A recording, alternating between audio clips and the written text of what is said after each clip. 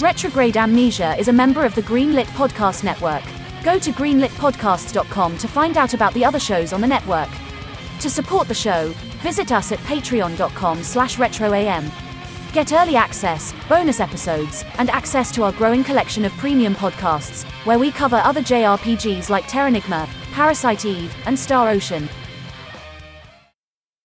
Hey, Eric. Hey, Chris. I don't know if you need to make a new Rayman game. Oh, why not, Chris? Because Rayman Legends Definitive Edition for the Nintendo Switch is the perfect 2D platformer.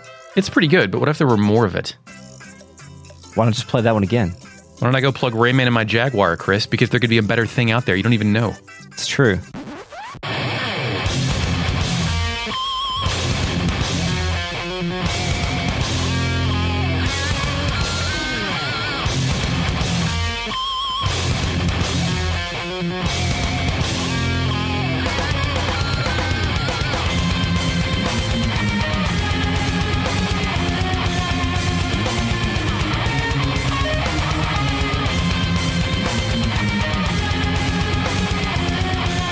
Welcome to Retrograde Amnesia, a comprehensive podcast where we discuss classic JRPGs chapter by chapter, beat by beat.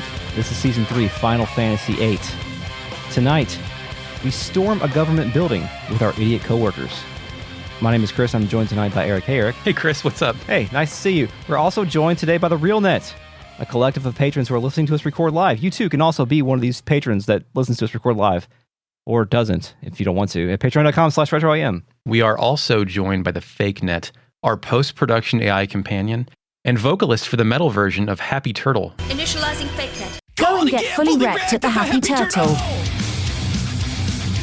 Wanna get pile drunk at the Happy Turtle? I am so awful at karaoke. From Final Fantasy VII Remake Intermission. Have you played that? Yes.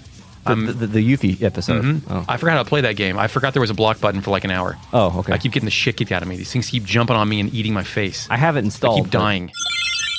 So now it's time for us to head to Delling City. There's a lot of shit to do in Delling City. Why are we going to Delling City? To meet General Caraway? Yeah, we're going to assassinate a sorceress, Chris. Who's General Caraway? I don't know. I don't fucking know who that guy is. Let's go to Delling City. The first thing we have to do to get there, though, is do what we like to do in this game. Is go to the world map. Go to the world Listen map. to Blue Fields. Yeah, I love Blue Fields. Also, we have to head to the train station. We got to find it. And I do. It's very close by. Yeah. The train station. Blue Fields continues through the train station. Mm-hmm. This place is a mixture of old concrete and grass growing through the cracks. Two students are on a small bench right before a huge flight of stairs. Chris, this is a hangout zone. Yeah. A place away from school, not on school grounds. You can smoke here. Yeah. Do some weed drugs. Do whatever you want. It says Far East Galbadia Station in a neo-Gothic font, and it's kind of illuminated by a nearby streetlight. The male student here says, quote, "Man, this sucks." End quote. And when his friend asks him why, he says, "The way and how the country is all on edge." They go on to wonder if this is going to be a repeat of the Sorceress War, and they heard she's going to make Galbadia Garden her base of operation. Whoa. Some students on the second platform are talking about stopping by the Delling Shopping Arcade. Sounds like a nice place. The train up here looks more futuristic than other trains we're taking. There are 3 exhaust ports facing up at a 45-degree angle, and there's a visible hot gas spilling out of the purple energy vents. Whoa. By the way, on the note of arcades, does it annoy you when something is called an arcade, but it's not an arcade? And there's not a Windjammers Yeah, exactly. hanging out there? Yeah. Mm-hmm. It's annoying. Stupid. Yeah. Chris, it's 3,000 gil for a ticket. I guess for all of our tickets, I buy a ticket. Yeah, got that ticket. Don't need Zone to get me a ticket here. Squall gets on the train, swipes his card.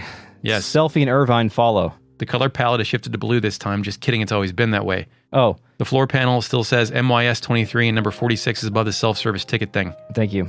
Squall unloads 10 periods, and I imagine this is his point of introspection. The train car, formerly a place of ambition and adventure, is now a symbol of emerging dread. It's one disaster after another, and the next venue will be no different. Squall realizes this and comes to terms with it through his usual no-sell attitude. Chris, am I reading into it, or did that just happen? No, I think that just happened. Great. Because he also has begun to give less of a fuck here, because he does just go in and swipe the card. He doesn't wait for Selfie to annoy him about it. And when he does, Selfie says that Squall has caught on. So as far as his alienated adolescent persona, he's currently in the, throwing litter on the ground and saying it's all bullshit, man thing. Yeah, but I still think he has his blood is beginning to boil, because he is actually going to go on a real mission. He's on a mission for Garden now, not on a mission for fucking Renoa. Yeah, and as we know, we currently think Cypher is dead. I don't know that Squall necessarily believes. I don't think he cares, to be honest. So he's got some problems here. Zell and Kistis board. Zell wonders when the train's leaving. Kistis wonders this as well. I try to walk in the main car, but did you already say this? Squall says Selfie might throw a fit if he tries to go in first. Selfie ain't here, man. Like, Selfie's not... Remember, like, she left with Irvine. Oh. Huh. Well, Right. I think you just have to go speak... Yeah, I tried to leave the train, and Renault, Selfie, and Irvine get on the train. Oh, yeah, you're right. Okay. So we were all just, like, separately walking to the train station. Yeah. I think it happened a little bit different for me because of my party. Yeah. Well, Selfie barrels in that room and then compliments Squall for learning that she likes to be the first one in there. Yeah. The train starts up, and Renault says this train is only bound for Delling City. No shit, my dude. Yeah, I don't know what's going on here. Everyone performs strange canned animations. Well, for me, Irvine just says, unprompted, perhaps his fate, and then he enters the room. Oh, okay. Well, before he did that, I spoke with Irvine myself, and he names all of the women, and he says he doesn't know which one to choose. Oh boy. So maybe he's not as far along in terms of because I didn't have the same scene, so maybe he played it a little bit differently. I'm not sure. I'm just wondering why he's citing fate here. Nobody else has cited fate as a thing yet, right? Actually, I take that back. When you speak with Irvine and he names all the women and all that kind of stuff, that happens before the others spill on board. Oh, okay. Because he was with your... Yeah. That makes sense. The general disposition in the room after Irvine walks off is that Irvine is creepy and Selfie should not be left alone with him because everyone's kind of concerned about that situation. Yeah. You don't want to be in a room alone with Irvine. No. Well, Zell says, so what do you do about him? Yeah. Yeah. Zell doesn't want Irvine using the guest room and asks Squall not to open it up for him. Renault wants Squall to go check on Selfie, and Renault wants to know if Irvine and Selfie are, quote, doing it. That doesn't happen. That's just what I think she's implying here. Okay. Kistis also asks Squall to go check on Irvine. Why does nobody trust this guy? Well, because he's got a goddamn fucking cowboy hat on. Next car, Selfie is staring out the window. Irvine is doing a strange animation and telling Selfie, we're destined to be together. Chris, here's my guy with destiny again. Yeah. He's big into fate and destiny, where he's doing some wish fulfillment fucking dream board shit with Selfie. Selfie says, yeah, right, and Irvine wonders if that's a sign of love. Selfie's got nothing to say to that. Irvine is immensely horny, and I'm not sure if Selfie is even aware of sexuality. Yeah. My guy is about to get canceled. Selfie says no, then Irvine walks to the guest room, telling Squall, pardon me. No, wait, he goes back out to the entry room. Selfie remains. Is Squall about to do a man? Was this man bothering you? Like, is he looking for a reason to kick his ass? I don't think so. I think Squall is more concerned about the mission. Of course. I really do, because if you speak with Selfie, she says that her heart is beating very fast. She doesn't know why. Now, Squall knows why, because it's because of what he just saw. But Right. that's not what he says out loud. He No. says that it's because this is an important mission. Yes. He tells her to get used to handling pressure while she still can. And she just kind of sulks and That's a sighs. shitty boss comment, Chris. It is. Yeah, get used to pressure. No. Uh-huh. It should be like, what can I do to help you? She then sighs and resumes looking out the window. She wonders how much longer until Delling City. The answer is until I talk to everybody else. Yep. Go back to the main car. Irvine is screaming Renault's name just as Renault is running away from him and taking cover next to Kistis, who is yelling at Irvine, saying this is an important mission and he needs to behave himself. Irvine says the typically toxic, no one understands me. He walks to a corner and faces the wall. He's the true victim, Chris. Yeah. He turns around to participate in character development. He does. He says, sharpshooters are loners by nature. We hone our instincts, pour our whole being into a single bullet. The pressure of the moment, an instant of tension, that's what I have to face alone. It's not easy, so just do me a favor and let me be. You get my drift? Zell punches the ground. Yeah. I don't think no one buys his bullshit. No. I have bought this kind of bullshit in the past, but it's only when Sniper Wolf was telling me this stuff. Of course. I don't well, buy she when- meant it, Chris. Yeah, this fucking guy, I don't know about She had him. experience. You men are so weak. You can never finish what you start. I don't think that he understands that the emotion of sharpshooting doesn't give him a right to, or a license to be a fucking creep. Something, I think we'll get into this later, but I have a theory where there's only one kind of sniper character and any kind of drama into this. Yeah. I think you're right, actually. Have you seen the movie Sniper? Because I haven't. No. I think it's later a go on to cite Barry Pepper, but we'll get there. Fucking Mark Wahlberg or something. Oh, God. Is that a Mark Wahlberg military man movie? There's like 6 of those fucking things? Is he Chris Kyle in that one? No, I don't think so. It's somebody in there that either looks like Mark Wahlberg or is Mark Wahlberg or John Cena or one of those fucking meathead guys. Who I like John Mark Cena. Wahlberg or John Cena? They both have the same shaped Yeah, head, it's the same kind of. dude. Yeah. I mean, they're different guys, but they might as well not be. Yeah, one didn't do a hate crime. Yeah, that was the next. Yeah. So the train hits something. A voice comes over the intercom and says there was no damage to the train from that minor vibration. Yeah, is that from Cell, God blessing the floor? I do wonder, because like this is never addressed again. Like there's no corpse of like a Grendel on the tracks or anything. Like, is it because Zell hit the floor they thought they hit something? I think it was. That'd be a really good gag. I mean, Zell's got power punches after all. It cuts to a world map of the train humming along normally. I guess we'll never find out what happened, but Chris just explained it. Yeah, we're here. Then we arrive in Delling City. Under Her Control plays. Yeah, great song again. We arrive at this station in the middle of the most noir night Final Fantasy VIII could render. Mm-hmm. Delling City exists in the middle of the night only, and there's a piss filter thrown on top for good measure. Yeah, piss filter, yeah. The train station platform is fairly standard, although both train conductors look like they just got off the set of Peaky Blinders. They also tell me the train is being serviced and to come back later. The right side of the station is covered in 3 identical advertisements for a place called Coffee Bar Moon. I got Coffee Bar Moot, but it's Coffee Bar Moon is probably a lot better. A doddering old man here says that with all this political turmoil, it's no surprise the trains have stopped running. Translation, you can't take the train back, son. You got to walk. No, yeah, you're fucked. I leave down an escalator. We're in a lobby. It's the entrance. Yeah, it's like a Grand Central Station divided by 13. It's like a small version of that. You know what's here? The game's second visible clock. Decorative banners, much like the one in Laguna's time, are hanging on the east wall. This place hasn't changed in however many years ago that was. Mm-hmm. The exit we just passed through is a giant gold-blasted set backdrop suggesting Delling City has a shitload of money floating around if every building is as elaborate as this one. Mm-hmm. The place has functional escalators, Chris. I go up the escalator just as 2 kids on the other side go down. We all freeze in place as we go up the escalator. We do? Yes. Oh. I did. Oh. CG cutscene. It opens at the bottom of the escalator, which exists in this world, with Squall standing alone and riding up. Just as it reveals the fountain and signature arch, Renoa rushes ahead and makes it to the platform first. Squall follows her while Kistis comes up from his left at an impossible angle. Like she would have had to walk to the right of the escalator to do this. Yeah. A spotlight shining on what I assume to be Delling's 3-pointed crest shines in the night sky against dark clouds. Everything locks in place to become a pre-rendered background. Great scene, Chris. Yeah. So what's that thing in the background? That big old huge... the bat signal?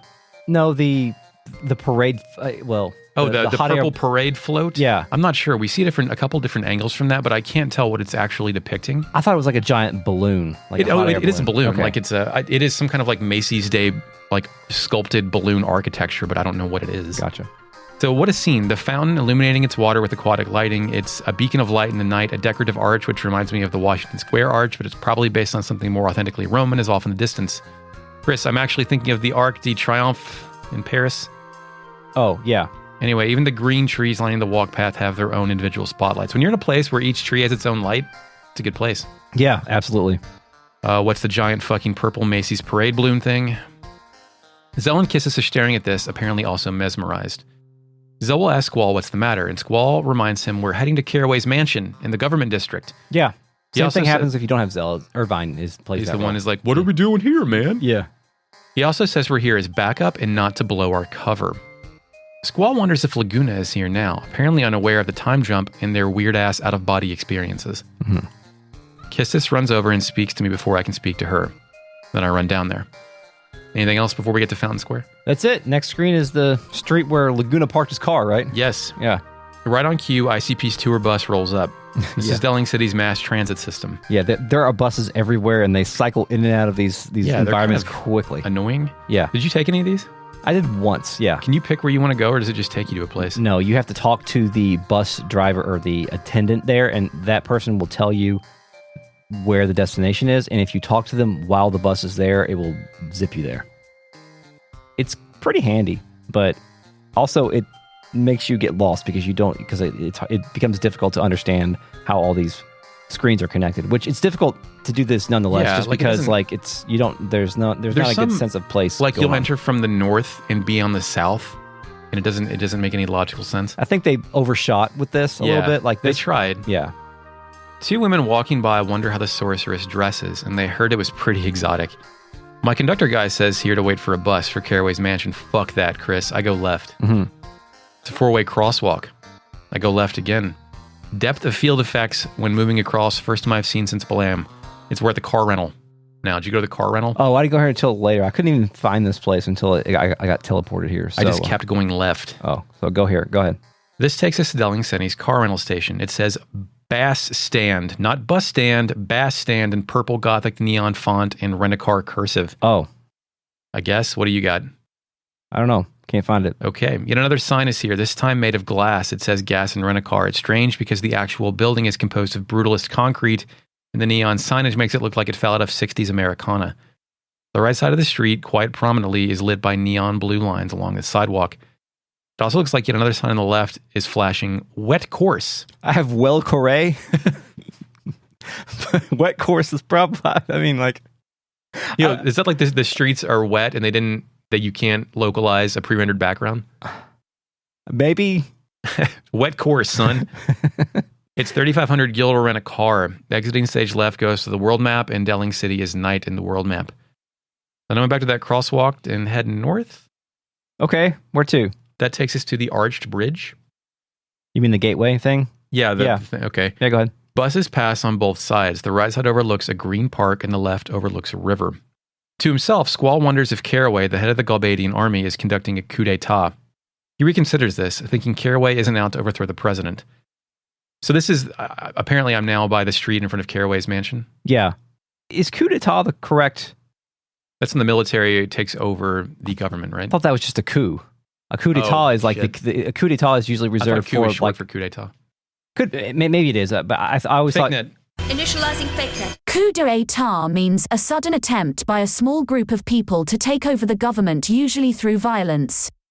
But in its second sense, coup means an impressive victory or achievement that usually is difficult or unexpected. It was a major coup when the two of you put together a successful podcast. Chris, the streets have 6 on the left path and 9 on the right path. You know what that means? 69, nice. 69, the weed number. That's right. Yeah. I speak to a soldier in the grass. Apparently Caraway's mansion is right through here, but after a bit of back and forth, the soldier says our skills must be tested. Mm-hmm. Even if he's been informed of our arrival. He says we gotta go test our skills. I'm like, I would love to go test some skills. This is a real like JRPG thing, by the way, where we have a simple task of like going to a place, but there's no way to create gameplay mechanics in between like the entrance to this guy's house and his house. So our skills must be tested in order to enter here so that we can actually send the player on a mission to play Final Fantasy. Because we haven't done that in a while, and I feel like it might be a little cheap if we went straight into the culminating point here of Disc 1 without getting to play around a little bit more, especially because we just got Irvine. Yeah, like give me some actual dungeon stuff. Yeah. Also, I misspoke. I talked to this guy about the mission, but I didn't go on the mission quite yet. Okay. But this guy will say, the Tomb of the Unknown King is to the northeast. All you have to do is go there. It's real simple, but you have to bring back proof that you were there, a code number. Zell doesn't like that we came all this way out here for some stupid test of courage. Yeah, Selfie, I have Selfie with me, and she'll shout, we're seeds, like saying... Don't say that. We don't need to... Well, yeah, first of all, yeah, she shouldn't say that. Also, she is trying to prove, hey, we don't need to be tested. Look at these fucking nunchucks, man. Yeah. This soldier, many of whom in this uniform we've already killed, says there are many students like ourselves who wish to call on General Caraway. There was a student from Galbadia yesterday who has yet to return from the test.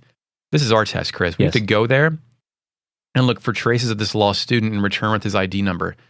So do we have to do this because Zell just complained, or I guess Selfie in your case, where he's like, all right, you know what you got to do? Look for this fucking guy. I don't know. It sounds like General Caraway wants, first of all, why do students want to see General Caraway? Like, are they sending lots of people on this mission? Yeah, I was going to say, is there a coup d'etat sign-up sheet that you can only prove your worth to if you go to this Tomb of the Unknown Soldier? Weird. But yeah, we're supposed to go to, or it says our objective is to go there and look for traces of this lost student. Mm-hmm. We must return with the student's ID number. I don't recommend going any further than you have to. You may never make it back alive. You know what that means? There's cool shit in there. We're going further. Yeah. He gives us a map and then says we can press a button to escape from the dungeon. Final Fantasy VIII actually calls it a dungeon. Finally. Jesus. But our seed rank will go down. Yeah. Now you can talk to him again and get some additional items. Yes. For this quest. Uh-huh. You can get, you could buy a hint for 3,000. The hint is it's a good hint. Yeah, what is it? There's a GF inside. Oh, a girlfriend. Yeah, we can go to the dungeon and get a girlfriend. And if we feel confident enough, it may be worth a challenge. Mm-hmm. He recommends, if we're going to do this, to get the location displayer. This is like an escalating scam, right? It is, but I bought it nonetheless. And not me, dude. Chris is making bank because his seed rank is so high, but Yeah. I'm just making a pittance. yeah, I realized this later once I got to the shops. I'm rich right now. Yes. Like, I've got so much goddamn money. My seed rank did start to go down, though. There's nothing to buy because we can't upgrade our weapons. We need materials, right? Yeah, I was able to upgrade a couple, but we'll get there later. He'll escort us out of town, which sounds kind of weirder than it is. Yeah, that's the only way I could figure out I was trying to figure out how to get out of the town. Because Yeah. like, no, I'm not going to do it now. But then I had to go back to get escorted out of town because I couldn't find the fucking gas And station. he dropped you off at the gas station? Yeah. That's Yeah, funny. Yeah. I crossed the bridge to the left. Yeah, this is like kind of like that sad little park. Yes, it's Yeah. to the right of the arch. A giant inflatable head from Nights into Dreams is above a drive-in movie screen next to a remix of the Roman Colosseum. Mhm. Off to the right is a small stream with a notable motion-added rapids. We're presented with the main path through the park illuminated by neon purple lights. There's another float behind it, and both are subtly animating as they idle in the pre-rendered background. Yep. The little things, Chris. There's also a Thundara draw point here. I go all the way forward into that arch. Yep. We're going to the arch. The arch. The Arch. Some ladies on the street say Delling City has roads circling the perimeter, and this is the road that goes right through the middle. No shit, thank you. Thanks. I head south. It's the massive blacktop drop-off zone. A bunch of buses pass through this wild-ass screen made exclusively for these bang buses to bounce up, down, and around. The south end terminates at a locked gate. Going east gets us back to Caraway's mansion, so I go west. You know what I find? Hey. Shopping arcade. Yeah. I saw the banner up there. And it says Galbadia Arcade. I thought it said Galbadia Parade. That's what I wrote down. Yeah. Or maybe it does say that. I don't know. It's a giant street that curves to the right.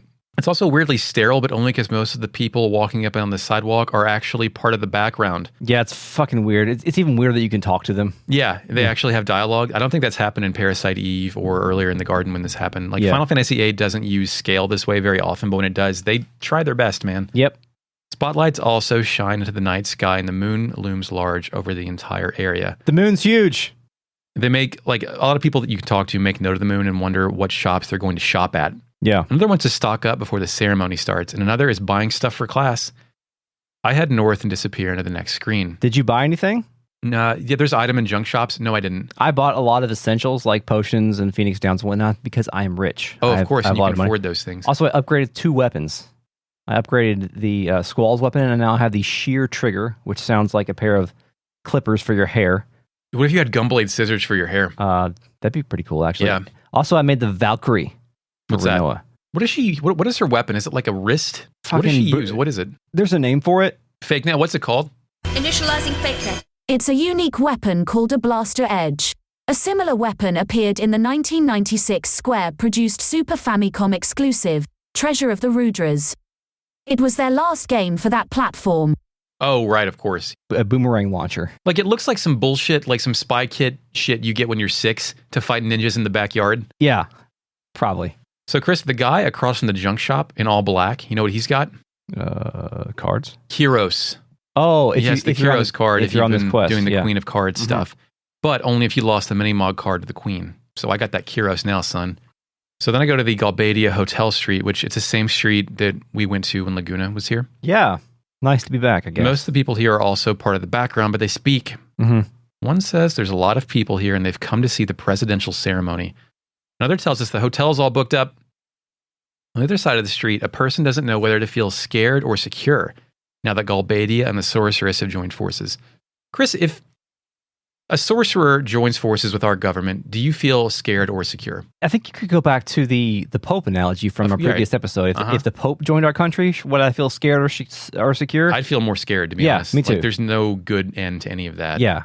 It's like bringing in like an external factor to suddenly become part of the government. Yeah. So are you saying, so our governor is Andy Bashir, right? Mm-hmm. So what if he has like a joint press conference tomorrow with David Blaine? Do you feel, and like Blaine is lowered in from a crane that he's magnetized to for some reason, do you feel more secure? No, I don't. I would not feel more secure with that. What if Chris Angel does mind freak powers? The mind freak himself. I'm not sure. Did you talk to the people that are ready to rock? Yes. They just say, let's get ready to rock like Vasquez and Aliens. I thought maybe it had something to do with the rock. What is it? Rockin' in Galbadia? Yeah, rockin' in Galbadia. Like, is that like their signature slogan? Like, we're all rockin' in Galbadia. United we stand, Man. divided we don't rock together. Rockin' Galbadia. Let's rock, son. Yeah. Heading north gets us back to that fountain. Did you go to the Galbadia Hotel at all? I did. I stayed the night. Say the same room that Laguna and It's the same room that Laguna and Julia did whatever they did. The lounge is empty other than a lady who really wants us to play her in cards. Yeah, I figured that since she had something to say about playing cards, that she was going to have something good, but I never got anything out of her. You didn't. Yeah. Oh, the issue of Timber Maniacs in the hotel Oh, when room. you sleep? Yeah. Tight. There's an older couple back at the next screen that tells us GF cards and character cards are one of a kind. So this is the game, like a lot of people are telling you this in case you missed it the first time. Like, hey, you don't want to lose these cards. The man next to her says, Grandma over there keeps taking all my good cards. Yeah. North of here, the sewers appear to still be open. And then that's it. I leave town. Did you do anything else in Delling City? Looking through here. No, I think that's it. Okay, I left town. We're back on the world map. I did not rent a car. No. Did you go to the right spot first? No, I got all mixed up and just started wandering around. I found a missile base. Yeah, there's like a missile base somewhere up there. And I also found I found D Block as well. D Block prison. And I went in there and they're like, you can't come in right now. Bye. You're not in prison. Just give us some time. You're about to do a crime. Son. At least it's there. Like there's a world here. Yeah. The whole world is made up of one city and one missile base. Thanks.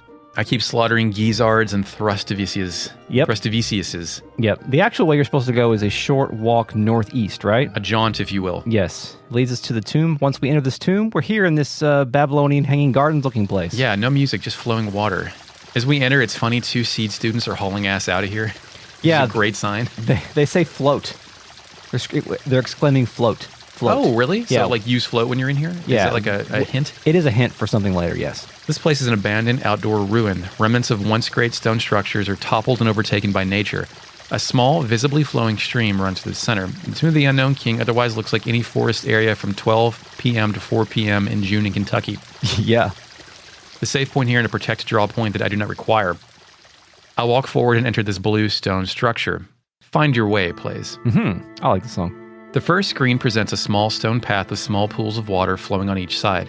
Are those drainage gutters? I think so, to like facilitate overflow maybe that leads out back to the main stream. So this tomb has like irrigation in mind so the corpse doesn't stay properly hydrated or something. Yeah. I don't know. There's also like some ancient glyphs, hieroglyphics or something etched into the wall. Yeah. Which is maybe our first indication of like previous civilizations that lived in this world. Which you don't get a lot of anywhere else. Everything looks fairly modern. Yeah. Except for the Roman architecture, which we're not going to talk about what that's doing there. Yeah, everything else we heard is just myth and legends. We go forward 1 screen. It's more of the same, but there's a sword on the ground. Yeah. And it says, student ID number, what'd you get? I got 190. I got 190 as well, but I'm told this is random. Oh, well, maybe it's not random. Or maybe we are 2 one-winged angels. That's right. Technically, this is all we have to do. The remainder of the tomb can be considered a side quest, but it's what I want to do the hell right now. Yeah. Dang it. I'm going to do the thing. We're going to progress in this tomb. Chris, damn it. This tomb is my least favorite emerging trope of JRPGs we cover. Which is... It all looks the same, and it's a maze. Yeah, like the Parasite Eve... Sewers. Sewers. Or every dungeon in Xenogears. Right. Well, Xenogears, I think you could, if you spend enough time there, other than those Solarian hallways, like you could... Yeah.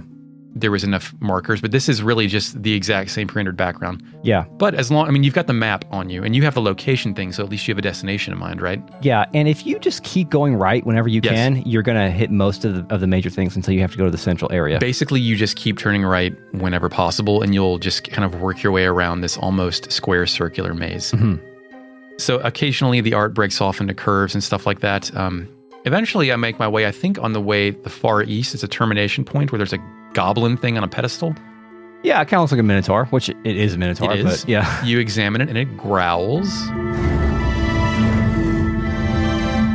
All caps. It's called Mysterious Statue. What's it ask? Mysterious Statue, it asks... What does it ask? Gur, who goes there? Oh, yeah, got it. Don't be afraid, please. And yeah, what'd you call him? Small purple rat bull goblin king? Yeah, close enough, pretty much, yeah. Bite club, massive red cod piece. Fangs that many demons have that shoot up out the sides of their mouth, up around their noses. He's got a giant spiked mace, very long pole. Yeah, he does. Not as tall as I expected, but he's a little bit smaller. Yeah, we're in a battle now, by the way. Yeah, we're fighting this thing. Its name is Sacred. I scanned Sacred. Would you like to hear what Sacred is? Of course. Sacred is Earth GF, in Tomb of Unknown King, recovers by the power of the earth, attacks with a large steel orb, which I don't think is true, but thanks. So what an easy dungeon. We beat this guy, we get a guardian force. Yeah, that wasn't great. hard at all. Sacred Guardian Force. Chris, he has life. You can draw life out of him up Yeah. to 100 times per person. Mm-hmm. Yeah. He also heals himself, but he'll stop the shit if you cast float. So there's the float hint. Yes. He's pretty weak too. Like Uh-huh. he will bonk you in the face, but his bonks are not shit. So you can very easily draw all the life spells that you need. No, bonk egg shit. Fuck the turbo graphics. Yeah, I guess. At some point, he says, we're pretty serious, and then the battle is over before it's over. Afterward, he'll say, capital letters, bastards, it ain't over. He literally jumps over us and runs away, and the platform he was on rises out of the ground a little. After that, I got into a fight with... Did you get fight anything else in the sewer? I do have a few notes on enemies as we go along. The first one, only one I fought, actually, was Armadodo. Yeah, Armadodo. They look like those boss creatures that we met in the training center. Yeah. Ronaldo and Right. Bradaldo and Spradaldo. A beefy humanoid armadillos with dragon faces is what I got here for them. That's good. Yeah, I scanned them, by the way. Yeah. Yeah, What I did it say? scanned them. The legs are small compared to the body, and it falls easily when attacked with force, which is actually true. When you attack it, Use physicals? yeah, occasionally they will fall on their backs. On one of my characters, I had sleep equipped as a status thing, and these things went to sleep like almost every time they were hit. So Yeah, I still have sleep equipped too. Yeah. That actually works fairly well. yeah. Initializing fake net. Cheeky boys. Armadodo sounds like this when the battle starts. And like this after you do a murder. Chris, our friend Buell is back too from the fire cave. Yes, Buell is here. For me though, I guess since I've leveled up, instead of fire, thunder, blizzard, it's got Fira, Thundara, and Blizzara. Yeah, a lot of these monsters, once they start spawning at level 20 and above, they get new sets of spells. Okay, And that's they're- cool. So that's how Final Fantasy VIII scales with the player, right? Yeah, and they drop. There was one other kind of character I ran into here was called the Blorbra. What? Blorbra. You probably Blobra? have seen the card. where Blobra? It's like a it's the prototypical Final Fantasy slime, the big old blobby slime thing with the My Blue Sun? yes, with orange eyes. It's a half-liquid creature resistant to physical attacks, according to Scan. Elemental weaknesses differ with each one that appears, which is neat. Each time you come across one, they may have a different elemental resistance. They are pretty resistant to physicals, so it does pay to scan them and then nuke them. And it makes sense. You slice a blob in half, it just reliquefies, right? Yeah. Initializing fake net. Blobra sounds like this when they say hello. And like this when they say goodbye. There are a lot of podcasts with comic book reviews and interviews with some of the greatest creators in the industry, but only one will tell you scientifically what the worst comic book of all time is. And the best. We've been ranking comic book stories for 6 years. We have a list with over 1,000 comics on it, and we're adding more every month. For Rock and Ajax on the Greenlit Podcast Network. On the Super Nintendad's Entertainment Podcast, catch us grumbling about the news every Monday on the Morning Dadcast, chatting with industry professionals, and most importantly, teaching our kids just how incredible or horrible 80s and 90s video game and pop culture truly was. All right, what else you got? The Sega Slingshot. Don't have a count, man. The blast processing was really fast. Why can Knuckles fly even? Tide prawn dough. What does that even mean? Samurai pizza cats. Gabe, we almost named you Guido Anchovy. Doing a Belvedere. Requires a set of low hangers. I'm gonna die. Right here on Greenlit. So I keep going right. I make my way to the very northern end. It's a short set of stairs that looks out to a small window, almost like this was some kind of prison cell. Yeah. The switch on the right can be thrown, which drops the window open and allows a bunch of water to flow in. So then you keep going, you get to the west end. It's another window to the outside, but with some kind of water wheel in the outer door. There's like a switch or a chain or some shit you can interact with, and it turns a set of gears near the wheel. And what you're doing, you're flipping all these switches to open up the door in the center of the complex, right? Mm-hmm. So eventually you make your way to the center of the entire tomb. It's a serene brick building in the center of a moat-like open area. The Green Dragon resides here, Chris. Oh, he does. Brilliant in Chrono Cross. Brilliant white light shines in from the open ceiling. I walk across the brown drawbridge and enter the structure. Inside, I find my guy from earlier standing on top of a coffin. He's like, yo, you're back. Hey. Capital letters. Took it easy on you last time, but not this time. This time, my big bro is with me. Oh. Now's your chance to run away, man. So is he saying man or like human? Oh, he says bro, so he probably also says man. Man? Oh, okay. Bro and man. Yeah. Why is that? But he's hesitating when he says this. Like he's got like, you know, instead of saying, when he says now, he says n-now, like he's stuttering before he says this. So is his confidence lacking? I think so. I think he's nervous that he's going to have to call his brother for this fight, maybe. Yeah. So Zell then- calls him a major idiot. Just then, his ghost bro blinks in.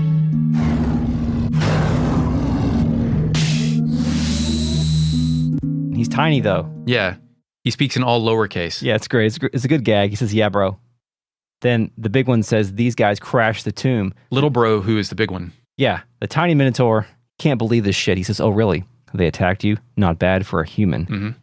At this point in time, everyone will laugh. I have all the lines for all 5 characters. Choral laugh. Okay. Yes. So Zell will say, the puny one's the elder brother? ? Grappling with irony. Yes. Kista says, surprisingly small. Irvine says, this shorty? That's a surprise. Renoa says, wow, so the elder is smaller. Selfie says, tee-hee, the older brother's so cute. Sacred, no matter who it is, gets upset because we're making fun of them. Mm-mm. We're definitely making fun of them.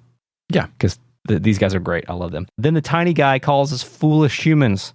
It'll show us not to judge a book by its cover. Force your way, please. Force your way. Time for a boss battle. Let's do it. We're fighting the bros side by side. They are Minotaur and Sacred. Chris, did you scan Minotaur? Well, of course I did. Minotaur is Sacred's older brother. This Earth GF has a healing ability as long as its feet are on the ground. Good hint. Thanks, Scan. Thank you. Chris, I'm not getting a lot of anecdotal stories out of boss fights here. Like, I feel like in the past we've had some pretty interesting drama coming out of our boss fights, like with Calamity and Xenogears or with Miguel, just a lot of anecdotes coming out. But I'm finding, at least early on Disc 1, combat to be fairly routine here. It is, and for the most part, I'm just trying to make sure that it is easy for me to draw as much magic as I need and then proceed onward. I'm pack ratting, I'm hoarding this entire thing. I'm playing the game to game the game, not to play the game. Yes, thanks. So I did use float on Minotaur. Now, the float effect does not last forever. So it looks funny as hell, though. It does look funny as hell. They've got a couple of different skills on there. The little guy has double that you can draw from him, which I have not. I'm not fully stocked on double, so that was nice to see. I'm fluent in double. Yeah, thanks. They have a dual tech called Mad Cow Special. What? Yeah, they'll both do Mad Cow Special on you, and they'll smash the ground and do a lot of damage. What's Mad Cow disease again? I've forgotten. Initializing fake net. A brain disorder in adult cattle that may be spread to humans through diseased meat. It leads to dementia and death. Thanks. Yeah. But you're right. That's it. I mostly was just trying to stay alive so I could draw as much as possible because the little guy, the Minotaur, does do a pretty good amount of damage. Yeah. So it does take some character maintenance to get through this battle. But overall, it's pretty simple, especially if you're well stocked like we are with magic. I own them. And then they say, the brothers defeated. Bro, I lost. Well, I guess I'll join you. Chris, this blew my mind in 99. Like, I guess the path was laid out with Ifrit, but like, I have a boss on my team for this game. A boss joins me. I just beat up and this is optional too, technically. Yeah.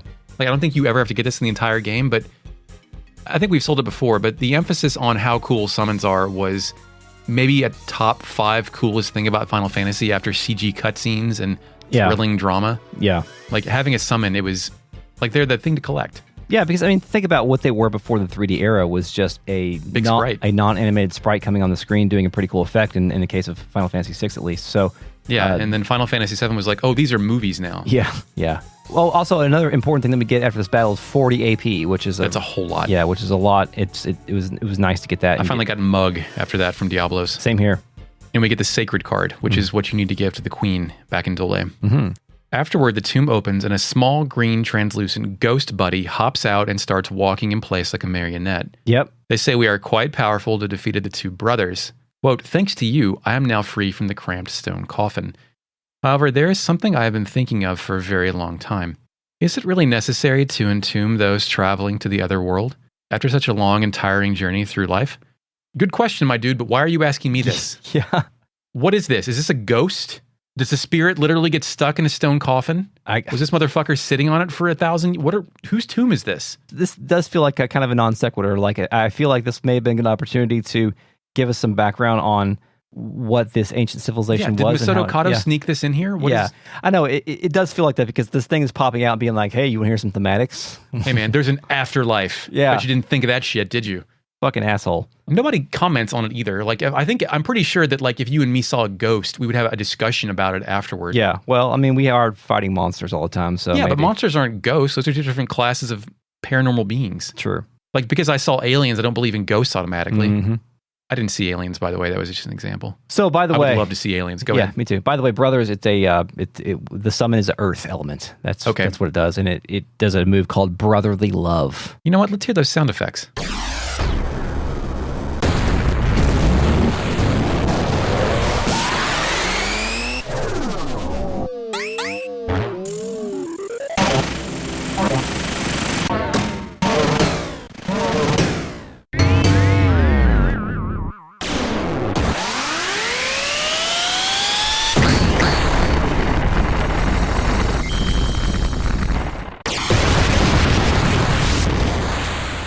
Here's a question that I don't know the answer to. Do summons have multiple different attacks? No. Kind of like how Chocomog had occasionally was Fat Chocobo for some reason in 7. Oh, right. I don't think in this game, I don't think so. Okay. I've been looking them up each time we get one, and they're always been just one. So It then fades to white. Afterlife confirmed. Minotaur card obtained. we did it. I immediately go back to Dole and lose the sacred card of the queen, and then send her ass packing back to Balam. I immediately went to her son and won my sacred back. So this is all part of your master plan, right? To not have to deal with cards all at once, yes. Yes, okay. To get every card in the game, got to catch them all, Chris. I mean, we are living in currently we're recording this in July of 2021. June. Whatever, I don't care. Yeah. We're in a card collecting renaissance right now. That's fucking popping. Yeah, People that are is getting true. into fights at Targets. Yep. So it's important to me that I thematically and physically collect every card that I can get my hands on. Yeah, absolutely. So, done here?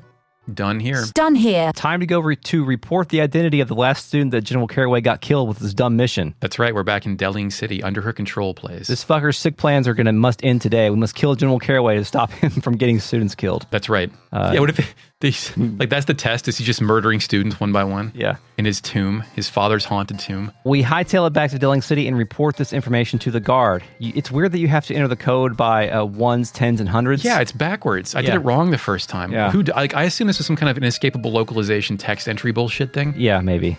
And it's funny that I took notes on this because I played this a week apart from where I played the tomb, and I didn't remember what the hell the code was. Oh, yeah, so. good.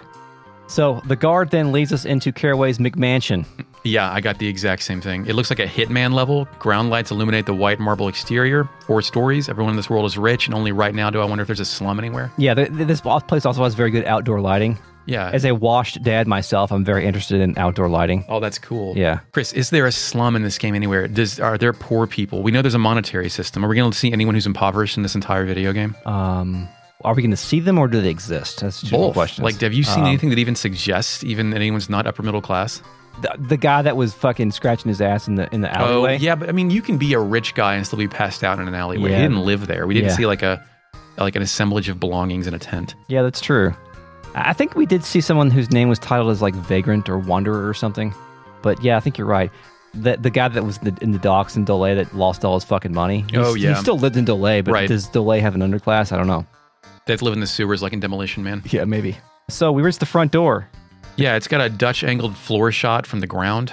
Squall stops to wonder why Balam and Galbadia are joining forces with the general from the Galbadian army, which is a great question. Yeah, you should good think question. about this. Yeah, with no information available to you other than the respective titles, Eric, would you align yourself with a president or a general? It's the only choice you had. Door number 1, president. Door number 2 is general. And I can't suicide pill? No, like one of those has to be your ally.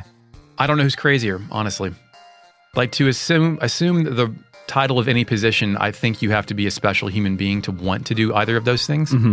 Like, do I pick the one who's more than likely a violent maniac or the one who's just going to like legislate away an entire class of people to make his buddies even more rich? Like who? It's an impossible question to answer. It's a really hard one. I would probably pick president because he'd be easier for me to Okay. Good. Yeah, good. And then I'm president. Allegedly. Parody. Hypothetically. So anyway, Squall's solution is to dismiss all of this with no point in thinking about it. Exactly. Seeds aren't meant to question why. Yes, Yeah. Squall has the perfect answer. Yeah. No point thinking about it. There isn't. You can't. Yeah. There's no way. This is not an exercise. Yeah. We go to a waiting room. There's crickets and we're pacing and lounging about. This place is decorated like it's Downton Abbey, the best television show ever made. You could also say this place looks like a United States government building. It reminds me of either going into a rich person's home and they have these like immaculately prepared rooms no one's actually supposed to use. Yeah. Or if you've toured like Monticello or something. Yeah, that was, I know the Downton Abbey reference was lost on you. Is that a powdered wig show? It's a British drama that takes place in the just before World War I. They live in like a fancy abbey. So when's Handmaidens take place? Is there like a crossover event between both? Handmaid's Tale takes place is a dystopian thing. Hell yeah. Chris, Irvine has his feet kicked up and is resting at what I assume is Caraway's desk. No, it's Nancy Pelosi's desk. Oh God. Yeah, that picture. Yeah, excellent. Yeah, it was good work. Selfie staring out a window. Kistis is well composed and waiting on the bench. Renoa is sitting calmly at a chair. You can't pause the game here. Irvine won't say shit. Christus will note he's making his wait, which is a very rich guy thing to make people wait on purpose. Yeah. Zell's like, who's pacing and is driving me crazy. Like, you can't pause it, and he's just pacing, making those foot noises. Yeah. He says erg again, thinking about air guys. God bless the ring. God bless the ring. I try and speak to Renoa, and Squall resets his pose to face her, suggesting this will speed the game along. Zell stops pacing. Renoa says, he always does this. So does Courteous, making people wait. She stands up. I'm going to go complain. She walks completely through Squall and approaches the door. Yeah, and what happens next, I'm absolutely stunned. I can't believe any of this stuff. I mean, first off, like, before what happens, you think that her position of privilege thinks she can question anyone about anything. Yeah. Because that's what she's used to throughout her entire life. So I'm like, oh, look at this. Yeah, go try it, Renoa. Yeah, you're cute. So she walks out, then immediately walks back in like a cartoon. What does she say? Hi. Oh, by the way, this is my house. Yeah. So don't worry. Just don't leave me here, okay? What? This is my house? This is my house. This is my house. Didn't you tell the guard? Why do we have to go get some dead guy's sword? Yeah, we're in Squall's head now, and you get a couple different choices here, right? Squall can ask if that's an order, or what the hell is she talking about? Yeah, what does she mean? That's what I selected. What did it say? Squall asks if something is going to happen to her. She says she doesn't know, and she asks us to treat this as an order from our client. Yeah, I ask if it's an order, and Squall says Renoa's contract hasn't expired yet. Is like, wait, that was an order, right? Yeah. And she says, order? More like, whatever, just don't leave me here. Second time she said, don't leave her here. The one thing that Squall hates more than people feeling sorry for him after his death is trouble. Routine deception, yeah. No, just being troubled. Like, he doesn't want this to cause... This is going to be a problem. Yeah, no problem. It's going to be a fucking problem. Yeah. Chris, what is she really supposed to say here? I don't know. What is... Renoa's full of surprises. Yeah. Zell takes this time to ask an important question. It's called, what the hell is going on? Yeah. I have no fucking idea what music is playing here. The wiki says the stage is set, but it's not. It sounds like a sacrifice, but it's not.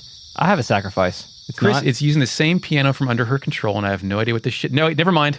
It's Truth, which is a song buried deep in the soundtrack. Oh, okay. I put down a sacrifice, so I guess you're right. There's a lot of things that have... It's like the piano is tuned the exact same way for for Under Her Control and a sacrifice and Truth. Yeah. But it's Truth. Yeah.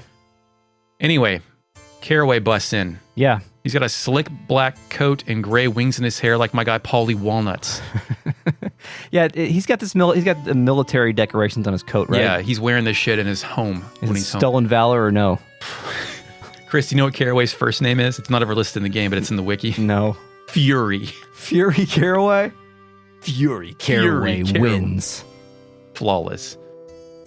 From the fandom wiki, in the English language version, Caraway holds the rank of general, while in the original Japanese version, as well as the German, Italian, and Spanish ones, he holds the rank of colonel, which is 4 military ranks below general. The reason for the change is unknown. Caraway originally had a red armband in the Japanese versions, but this is changed to blue in overseas versions to avoid association with what kind of uniforms, Chris? Nazis. His outfit was also slightly more gray for the overseas PlayStation release. Oh. Fandom Wiki had that information. Thank you, Fandom Wiki. Thanks. So, wow. Someone asked... Don't put your characters in Nazi clothes.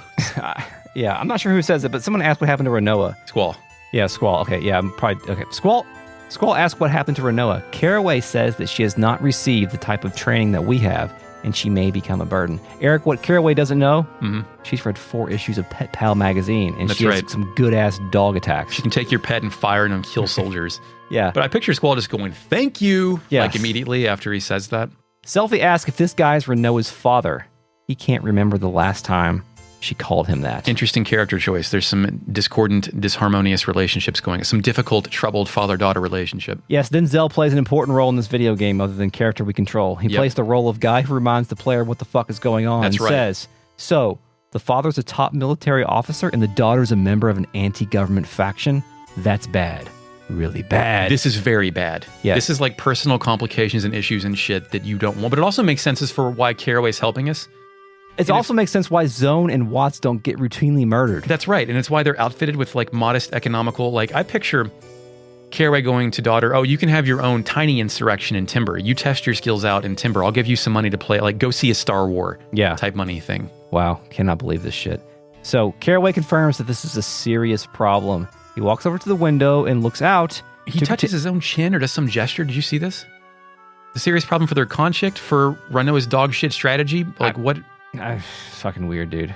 I think maybe the real problem is that we have a contract with Renoa and a contract with him.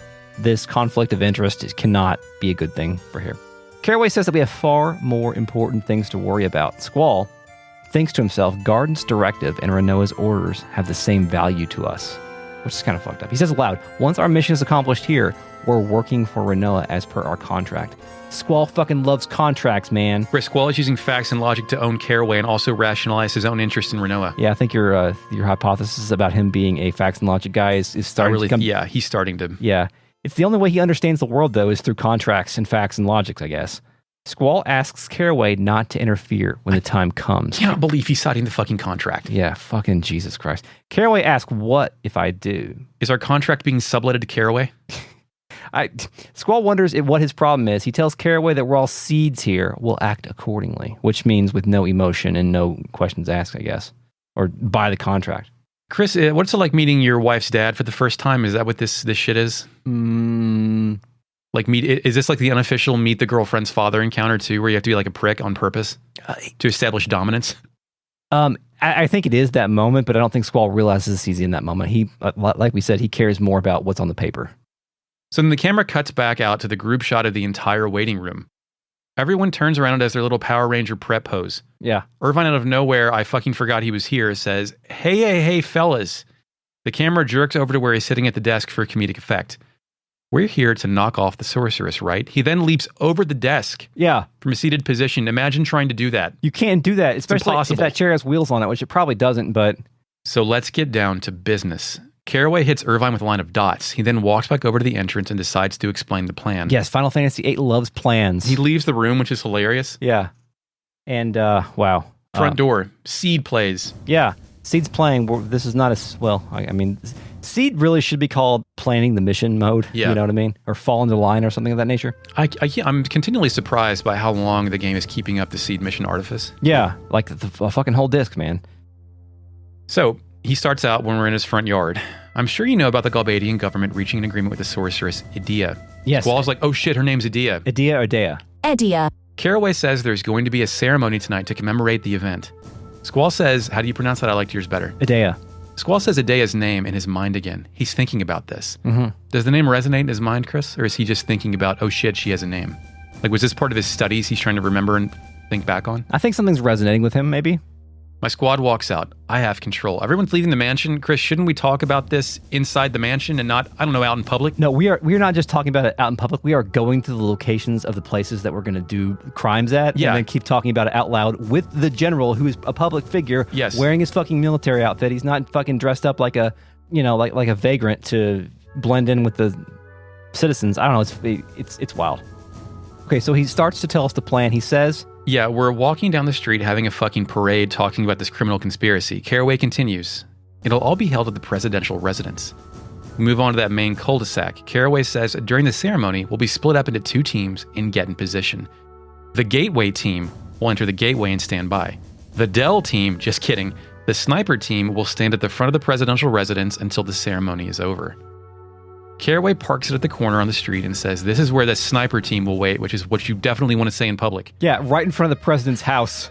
This is where the sniper team's going to wait. With a bunch of kids that have been seen openly fighting with Galbadian soldiers for the past day. And did an insurrection 2 days ago. Yeah. Squall goes over the mission again, reminding the player of the very simple directions Caraway provided 13 seconds ago. Yes. We're going to divide into 2 teams, sniper and gateway. It cuts to a shot of Squall and Caraway, shoulders up, looking over the gate at an enormous McMansion, the presidential residence. Once the ceremony ends, a parade for the sorceress will begin. That's when the gate will open. Just organizationally, Chris, if the sorceress' existence was revealed yesterday, to plan an entire ticker tape parade with what we'll learn there are dancers and coordinated floats and shit, what? There's a lot. There's a lot going on. So it says, once the ceremony ends, a parade for the sorceress will begin. That's when the gate will open. The mansion has a vertical digital clock up top and it's counting down. Yeah. What kind of clock is this? You ever seen a vertical clock in your life that's digital? Yeah. Really? One of the settings on the Samsung Galaxy phones has a clock arranged like that. How do you read that? You look at the hour and then the minutes and then do the... No, that's fucked up, dude. I must read time horizontally only. Okay. I cannot deal with vertical time. Gotcha. Okay. Caraway tells us to lay low until then. The parade may be canceled if there is any commotion. We must avoid that at all costs. The sniper team apparently will move out when the gate opens. With the parade drawing the crowd's attention and the guards, it should be rather easy to move about. It then cuts to a shot of a red carpet, which I have to assume is the entrance to the presidential residence. Mm-hmm. Caraway tells us in the corridor that the sorceress's room is a hatch that leads to a clock tower. Yeah, that doesn't make any sense from an architectural standpoint. No, it doesn't. But Why would you even have this? You can see the hatch there, though. Yeah, it's right there. And that's easy to miss later in case you're not paying attention. This is the only valuable piece of information. It then cuts to a merry-go-round Disney teacup ride-looking structure that Caraway identifies as the innards of a clock tower. Yeah, it's a carousel clock, he calls it. Of course, those exist all the time. Actually, they do. Louisville has one. It's yeah. funny. The sniper rifle is already there, apparently, which sounds sketchy as hell. The gun you're going to kill this lady with, I'll put it up there already. No one's going to check. Don't worry. Yeah, and we'll find later it's not like hidden anywhere in the wall. It's just sitting out. Irvine says to stand by the clock tower until exactly 20 o'clock, which is 8 p.m., right? It's called military time. He's a military man. It's called 2,000 hours. 2,000 o'clock. 2000 at 20,000 o'clock. Sit here until 2,000 o'clock, you piece of shit sniper cowboy. You fucking asshole. My guts hurt, man. So is he talking about how her car is going to turn, but he's simulating the action by running it and screaming like this? Like he starts running the parade route. This man's a general. Yeah. I stand corrected. This guy is a massive tool. This owns. He keeps running around doing the parade route. I can't believe any of this is happening. Cuts to the arch. We're now all walking under. Caraway says that 20 o'clock the parade will... So this Stop saying 20 o'clock. Yeah, no, that's what he said. You can't say that. So this whole fucking thing, is there is an arch. The parade, the float is going to pass under. All we got to do is drop the fucking gate and then shoot the sorceress in the head. Yeah. This is an overly complex thing that we don't really even have control over most of. No. Like, this is all pointless. It's making this dude look stupid on purpose. Yeah. Galbadia is a nation of fools. I feel like there are more player-controlled components to all the missions. The train, this one, all of them. Yeah. And they were just like, no, guys, this is Final Fantasy VIII. We can't. Yeah. It's cinematic RPG. It then cuts to a shot of the rotating hologram clowns juggling balls. The carousel clock exterior, my guy says that 20:00, the clock will rise out of the roof carrying the sniper team. Who thought of this fucking plan? Are you serious? Like, I think my next note just says, are you fucking serious? Are you fucking serious? Are you fucking serious? Yeah. He is. There will be no obstruction between the sniper team and the sorceress. Take the open shot. Bang. Yeah. Flash. Caraway yells bang. That is all. Now we wait. You're free to go anywhere. Check out the city if you wish. Just one thing. Stay out of trouble. Squall wonders who this dude thinks we are. We're not like his daughter. Sick burn, dude. You should have said it out loud. Yeah. He says we are seeds. Music then stops. And I wrote Conway again, but it's Caraway. Quite curiously, no sell Squall's declaration. Mm-hmm. Instead, telling them to report to his residence when they're ready. Yeah. We'll hold a final meeting then. Chris, under her control plays, but I think that's ironic because do we have control? Sorceress does mind control shit. Think about that. We are under her control, maybe, I guess, perhaps. We'll find out. You can control the next episode next week with your podcast player or browser when we assassinate a sorceress. Yes, we will. Assassinate a sorceress. Assassinate a sorceress. Let's consult the RealNet before we get the fuck out of here. Initializing RealNet. John Doe says, yeah, Irvine sucks, LOL. I mean, he's meant to suck, right? He's destined to suck. Anonymous says 3 copies of The Bouncer. Oh, I was describing your room when you were pissing. Oh, okay. Chris has 3 copies of The Bouncer because he needed to collect every set for every region, didn't you, Chris? Yeah. Please see our episode on The Bouncer for that story. It's on the internet. Devilera says, the thing with Adea is sort of like when some guy named Darth Vader shows up and the Emperor just gives him full autonomy in the government and military. Yeah, that seems weird. Yeah. He wasn't elected. Of course, neither was the Emperor, so. Anonymous student number was 107. Do you think Caraway assumes... Oh, that's funny. Do you think Caraway assumes that the president is being mind controlled? Because we're getting some mind control hints here. The music is titled Under Her Control, so he has no choice but to do a coup. I guess the answer to that question is the answer to the question of why is Caraway cooperating with Galbadia Garden, and maybe they have the same end here, right? Like they don't want the control of the sorceress to be over the civilian leadership. He's cut a deal. Gardens can rule the world, but he'll rule the garden. I mean, this could be a stage for a military coup as well. Oh, okay, this is good. This is in reference to our friends, the brothers. Brothers! The bros. John Doe says, these dudes getting healed from just touching the ground is a pretty cool reference to a Greek myth about a demigod Hercules had to wrestle. Dude was an earth elemental whose mother was the earth deity Gaia, so whenever he got slammed to the ground, he instantly recovered all of his strength.